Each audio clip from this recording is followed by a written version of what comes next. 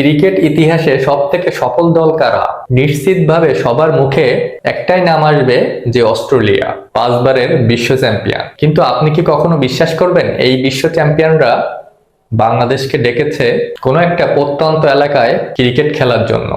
আসলে কি এটা পাড়া মহল্লার মাঠ, নাকি এখানেও রয়েছে ক্রিকেটের আদি সংস্কার? চলুন একটু বিস্তারিত আলোচনা করে দেখা যাক। দেখুন, শুনতে অবিশ্বাস্য বা কোনো কাল্পনিক গল্প মনে হলেও ঘটনাটা কিন্তু একদম সত্য, যে অজি ক্রিকেটাররা মেলবোর্ন বা সিডনির মতো চোখ ধাঁধানো স্টেডিয়ামে খেলে অভ্যস্ত, তারা হঠাৎ কেন বাংলাদেশকে এক সাধারণ মাঠে ডাকলো?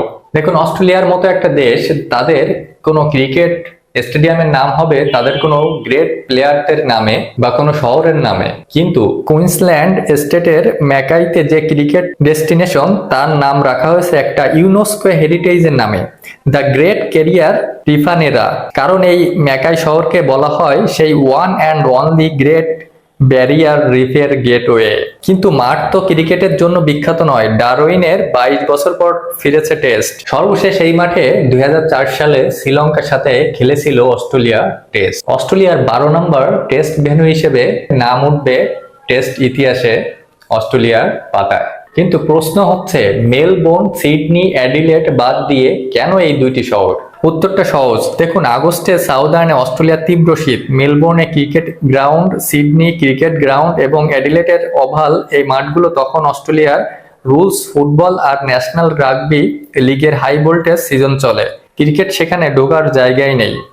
কিন্তু ডারউইন ম্যাকাওয়েতে এখন ড্রাই সিজন, রোদ, ঝলমলে আকাশ ক্রিকেটের জন্য আদর্শ। বাণিজ্যিক শক্তিটাও লুকানোর উপায় নেই।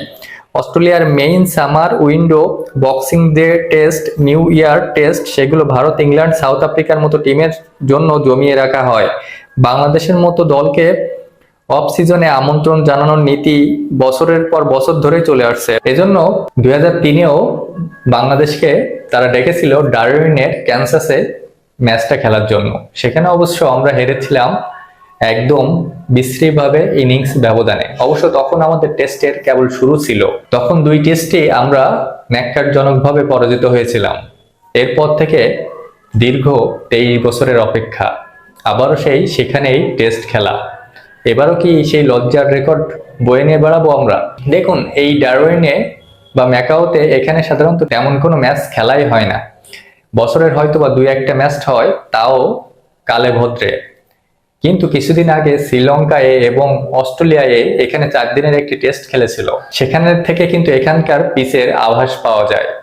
এখানে কি ওই পাড়া মহল্লার পিচের মতোই এমন? এখানে কিন্তু তেমনটা নয়। এখানে যে আনইভেন বাউন্স, মাথার উপর দিয়ে চলে যাবে বা মাথা ভেদ করবে বা মাথায় গিয়ে লাগবে, এমন বাউন্স কিন্তু এখানে হয় না। এখানে নর্মালি আমাদের দেশের মতোই বাউন্সে পিচ। তারপরও হ্যাজেলউড, স্ট্রাক, কামিন্সদের সামনে বাংলাদেশ কতটুকু লড়তে পারবে সেটা কিন্তু সময়ের ব্যাপার। তবে এখানে দেখা গেছে যে আনইভেন কোনো বাউন্স বা আনইভেন সুইং তেমনটা কিন্তু দেখা যায় না। এখানে কিন্তু স্পিনাররাও যথেষ্ট সুবিধা পায় এবং এখানে ফার্স্ট ইনিংসে পেসাররা সহযোগিতা পেলেও সেকেন্ড ইনিংস থেকে কিন্তু স্পিনাররা দুর্দান্ত সহযোগিতা পায়। তাতে করে নাথান লায়ন কিন্তু বড় একটা মাথা ব্যথার কারণ হয়ে উঠতে পারে বাংলাদেশের জন্য। নাজমুল শান্তদের দল অবশ্য টেস্ট রানিং এ ভালো অবস্থানে আছে। আমরা 4 নম্বরে অবস্থানে আছি, ইন্ডিয়া আমাদেরও নিচে। তাই অন্য দলরা আমাদেরকে সমীহ করতে এখন অবশ্যই বাধ্য। তাই তো বলা যায়, টাইগারদের কি নতুন সূর্য উঠবে ডারউইনে? হবে কি মাউন্ট মঙ্গনের মতো আরো কোনো একটি নতুন ইতিহাস? সমর্থকদের প্রত্যাশা কিন্তু সেটাই। ধন্যবাদ।